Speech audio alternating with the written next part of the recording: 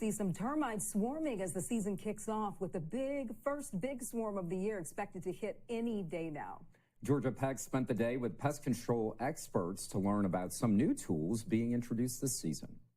Every year, the termites get a little bit worse. Jacob Cohn says Louisiana's annoying Mother's Day pest, the invasive Formosan termite that thrives off damp wood and comes out to swarm around lights at night, could be a bigger problem this year. This year, we had a pretty mild winter overall, and I am counting on seeing probably a little bit bigger swarms than in years past and in more areas. To stay on top of this, just a week ago, Arrow Termite Pest Control launched a new way to keep track of where swarms are in your area. And we've already had over 100 people label and use the map saying, I saw termite swarms, so it can tell the date, was an actual infestation, did you see them inside or outside, you can take pictures of it, all that type of stuff. They plan to use this data to locate Formosan termite hotspots and monitor the spread, and have that information available for you to see if you need treatment. This is a part of a Formosan termite carton nest that we pulled out of a wall. This home had spray foam insulation.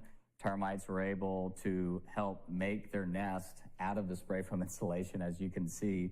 And so when you're fighting termites that are hidden behind the wall, when you're fighting these pests, you've got to have multiple tools. A new tool introduced this season is the HydroTrail. HydroTrail is the first development in termite technology in almost 30 years.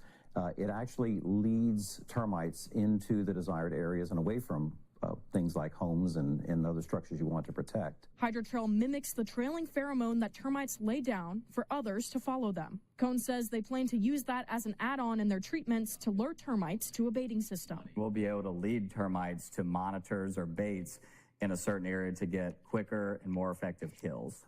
It's proven technology, and it fits well within the kind of green direction that most consumers want. It doesn't kill, it actually directs. Georgia Peck, WAFB 9 News. Experts